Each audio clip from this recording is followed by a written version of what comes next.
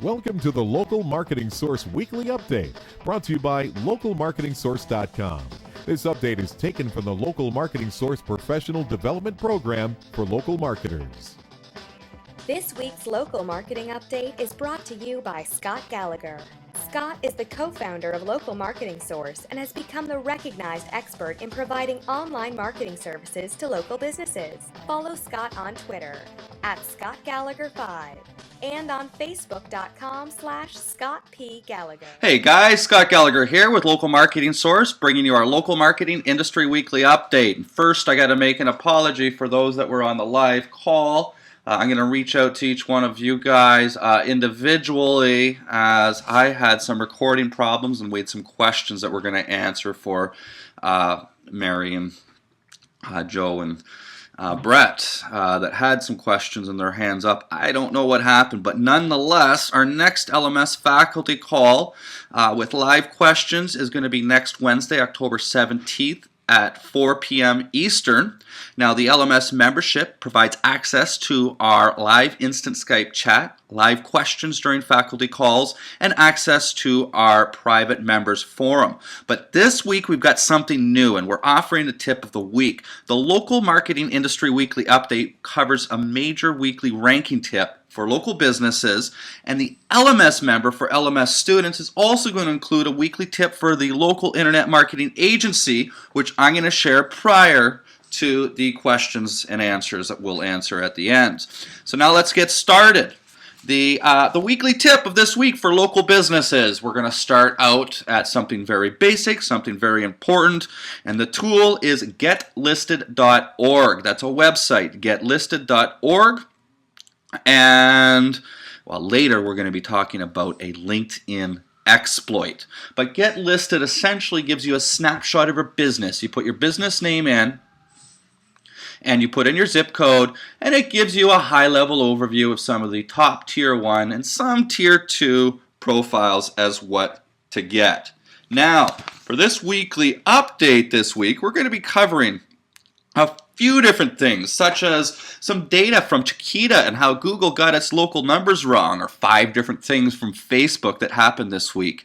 And what do the Chinese telecoms have to do with their dispute against Congress and its implications, and what Canada has to do with this?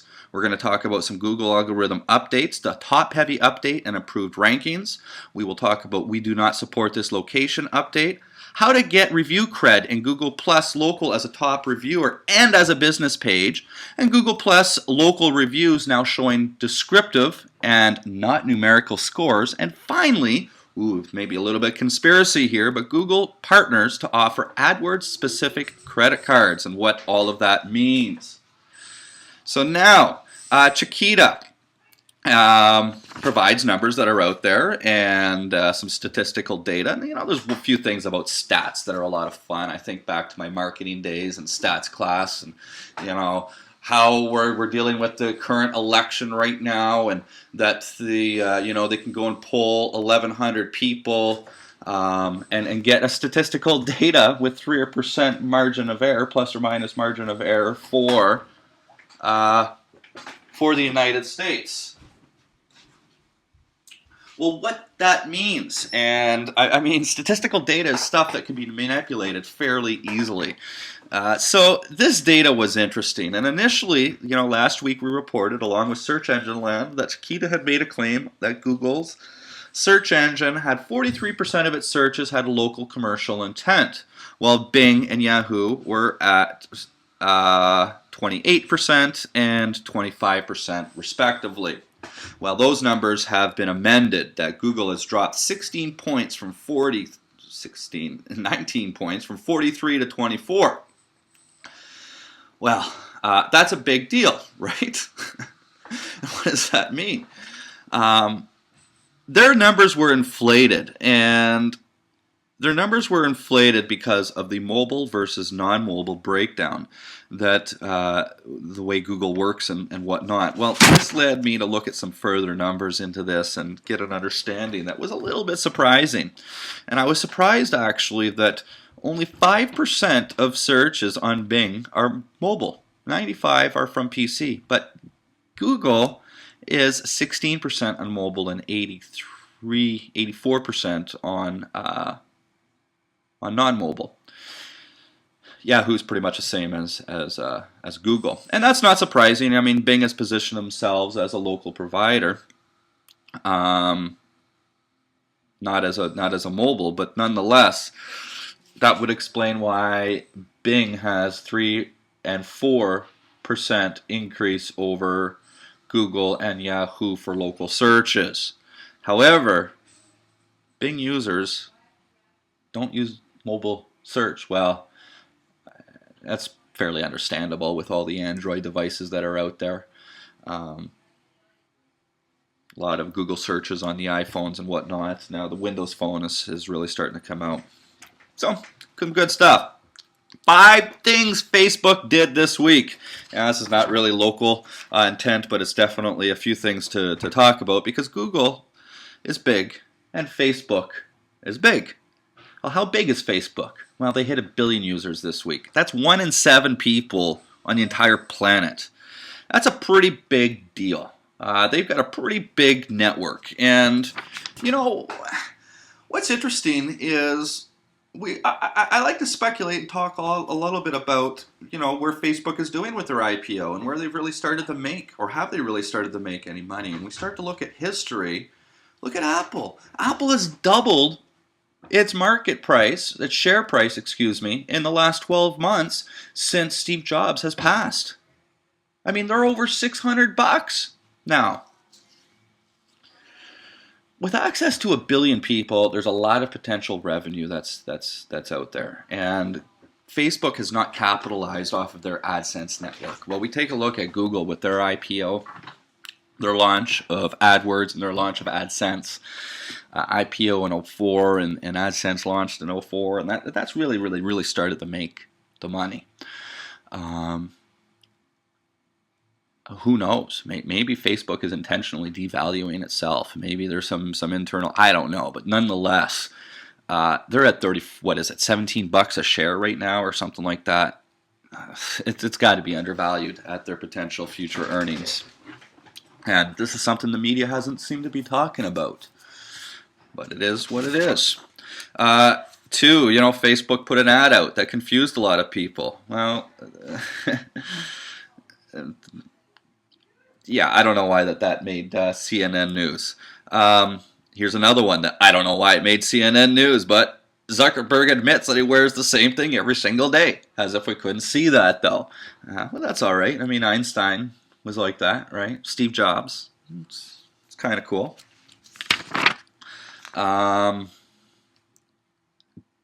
They've also changed and updated scanning users' private messages for shared links to web pages with like buttons, so it increased the number of corresponding likes for those particular pages. Well, they've redefined their private context for that. And then finally, Facebook is now offering promoted personal posts for a $7 fee. Well, can you say buy your friend network? I mean, Facebook is facilitating that, but for businesses that could possibly be a good promotion. And for $7 to get something out there, to get a few opt-ins above others, might be worth it. Chinese Telecom dispute Congress findings. Well, you know, in Australia and the United Kingdom have allowed Chinese telecoms to come in and build massive technologically advanced infrastructures. In North America, we're behind the times, and we could utilize a big push on an infrastructure. However, do we want a communistic state to come in? Are they really public companies? Well, you know, it depends on who you're talking to, I guess. But it is argued that those telecom companies are run by the Chinese government, and it wouldn't make sense to have the backbone, the spine. You know, this is the railway system of the 1900s. Our communication infrastructure is what our country is built on. You know, Google is being accused of wiretapping and privacy infringements with having their Maps vehicle out there. I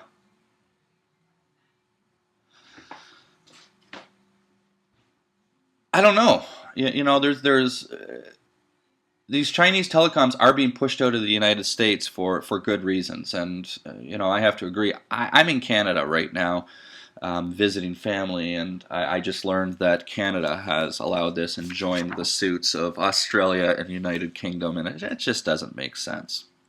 But here's getting a little bit more relevant information in the top heavy 2. You're going to start to hear about this. All right, let's take a look at the reviews.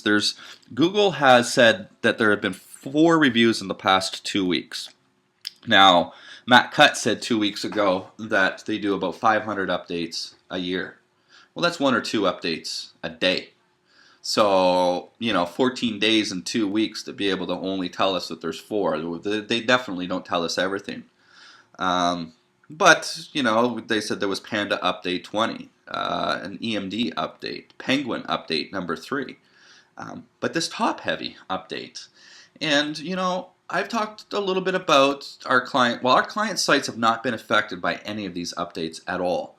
Our business websites have improved. My personal blog has been hit big time, and there's understanding for that. That's a playground for me. That's an area where we started in 05, and there was definitely a lot of link spam and whatnot involved with that.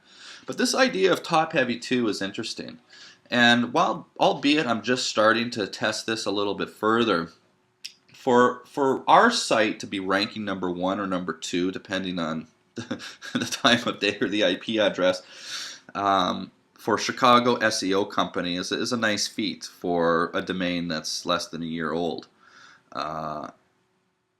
Granted, we did forward our old domain over, but we're not going for any of those keywords more than 10 months ago. And it is a brand new domain.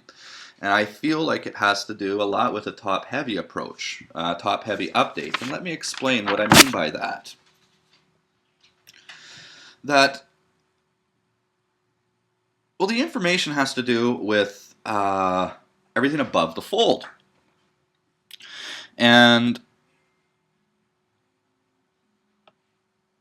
we talk about that a lot. I mean, Wikipedia still says that a corporate website provides background information, and we know how wrong that is. There's a lot of different aspects. You start to pull out Marketing 101 books, and one of the first things they teach you is segmentation. Customer segmentation. You know, you could take a dentist, 2 dentists, and they come from the same school. They could be brothers for that matter. And one dentist chooses to position himself as a pain management dentist, and another dentist chooses to position themselves as a teeth whitening dentist. Well, you've got very different buying behaviors. The patients that are in pain likely have a shorter decision-making cycle, or sales cycle, if you want to call it for that matter. They're likely looking for different things. They're likely looking for different types of empathy from its doctors, as opposed to a teeth whitening specialist. It's cosmetic surgery. Very different types of attendance. And so why wouldn't you segment your audience and get a better understanding of that? Why don't we do that in internet marketing that much? Well, I think that has a lot to do with the top-heavy update. And what Google has said explicitly is that it's offering valuable information for its user. Well, you can take a dentist, and you know, we've started to do things called walkthroughs. And these walkthroughs are just simple little videos that, of course, were uploaded to all their profiles. And, you know, we take a 3 or 4 minute walkthrough video and cram it into 15 seconds, and just think of the emotion that evokes for somebody, whether it be a child or a couple or a female versus a male, you know, different ethnic groups or whatnot, to get an understanding and a feel for a place before you actually show up, a video of it. Well, that's content, and that's content that offers value. It's not just background information, but it offers value specific to the audience at hand. And so I could take a look, going back to my agency site, and compared to some of the other sites that were outranking very recently, is that our site, Google, by the way, also says, where can I find it?